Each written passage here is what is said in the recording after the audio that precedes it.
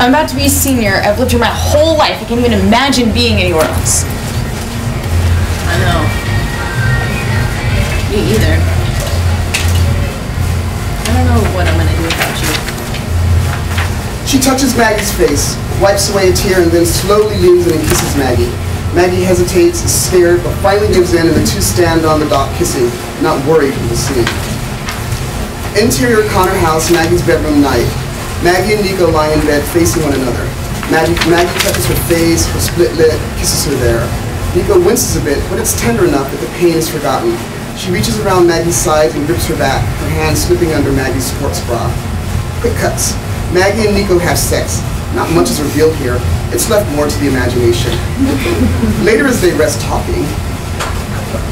I want to see it.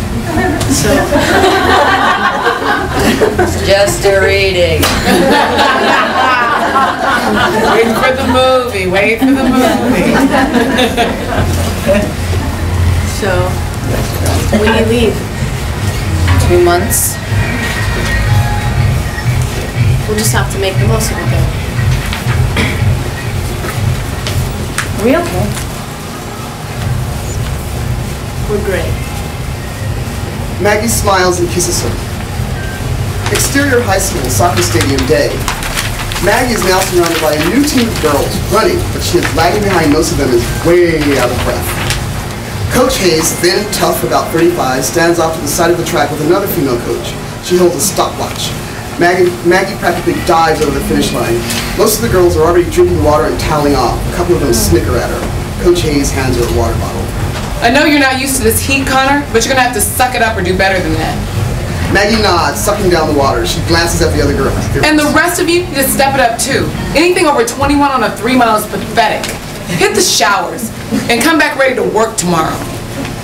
The team begins to filter out of the track, grumbling. Interior locker room day. Maggie's new teammates in various stages of undress are scattered throughout the locker room. Tasha laughs with a few of the girls in front of their lockers. Maggie walks by a row of lockers and glances at them. Tasha smirks at her. Maggie approaches her locker next to Amber Brett, 16 years old, beautiful, lanky, dark hair, a huge smile and soft eyes. Amber's just finishing getting dressed. She checks her hair in the mirror inside her own locker. Maggie barely looks at her. So I heard she has a recommendation letter from some hick school in the East. Coach didn't seem too impressed as she was crawling over the finish line at 23 on a 3. Tasha and her audience laugh on the other side of their locker room. Maggie drops her head. Don't pay any attention to them. They're just big talkers. This heat takes a lot of getting used to. You'll be fine. I'm Amber, but everyone calls me Bones. Bones? Yeah, no matter what I eat, skin and bones. Lucky you. Amber picks up her bag and leaves. Maggie stares after her for a moment. Tasha and her crew walk by and Maggie averts her eyes. They laugh and continue on. Interior coach's office day. Maggie walks by the coach's office, head hung a bit low. Coach Hayes looks up just as she's passing. Interior locker room hallway same. Maggie's just about to walk out the door. Hey, Connor. Yeah, Coach. Let's chat in my office. I'm gonna be late for English. I'll write you a pass. Maggie takes a deep breath and follows her into the office. Interior coach's office same. Hayes takes a seat behind her desk. She motions for Maggie to take a seat opposite. What's happening out there? I don't know, Coach. I'm not in shape as well as the rest of the team. What are you going to do to change that? Listen, you're a center mid. I've got a center mid already. Tasha's been sitting comfortably in that position since her freshman year. She needs some competition. You know what? I'm going to give you the number of a coach that's in the Classic League. I want you to try out. And if you're going to make it, you got to shave a few minutes off of that 3 mile. Thanks, Coach Hayes. Don't thank me yet. You've got a lot of work to do. Maggie begins to leave, but turns back at the last moment. What's the Classic League, Coach? Exterior field day. Maggie on her hands and knees throws up in the grass. She is sunburned, sweating profusely. A water bottle is thrown at her. She grabs it, splashes her face, takes a sip, and stands to join a group of female players as they run by. Amber and Tasha are among the group. The small group passes aside in the grass.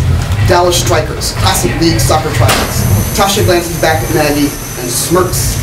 Blowing chunks, Connor? Not a good sign. Not for you anyway, Tasha. You're right in front of me.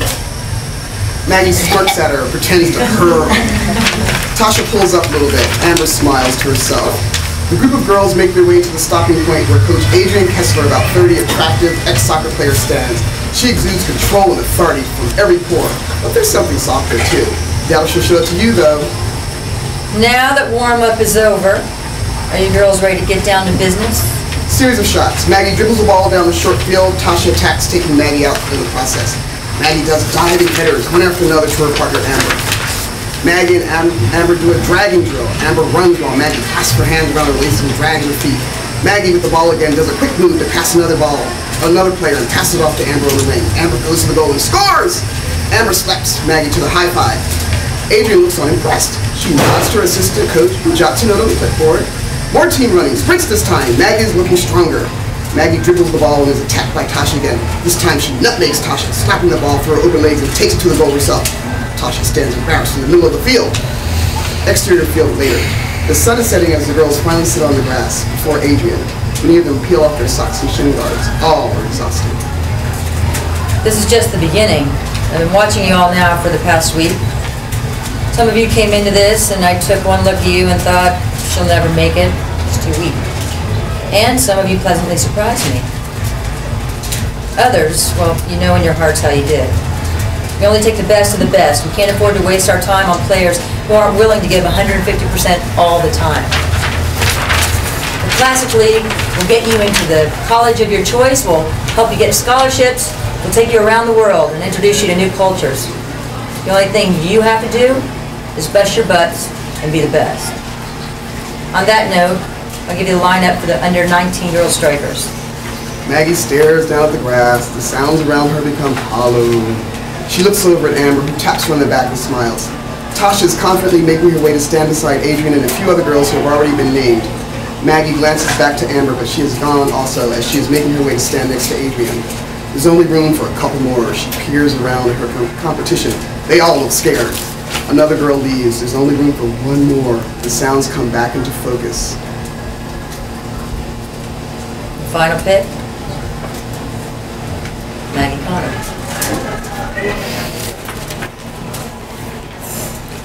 It's you, Maggie. Get up there. Sweet. Amber claps loud and high-fives her as she makes her way to the end of the line to stand with her new teammates. Exterior soccer field day. The striker practice is winding down. Maggie jogs off the field. She sits on the ground and begins to unlace her boots. Amber sits next to her. Tasha approaches. Hey, Maggie. Listen, I just wanted to say that I'm really sorry that you're not going to UNC. You deserve it. I can't tell if she has serious issues or not. Don't listen to her. Maggie just watches Tasha leave. Exterior parking lot night. Maggie waves goodbye to Amber as she leaves the field from practice. Adrian follows from behind. Hey, Max, wait up. I'm sure I'm not the first one to say it, but I'm sorry you're not getting to go. I know the coach over at Richland put in a good word for you. Thanks, Adrian. They approach her car, an old 70s beater. She opens the door and throws her stuff in. Hey, listen, I'm coaching a women's semi-pro league this year. We've got some pretty talented girls. It's light traveling.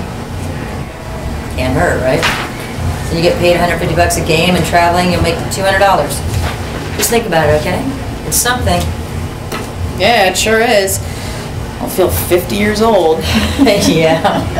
Yeah, but you be playing, and not many girls be able to do that. I'll sleep on it. All right.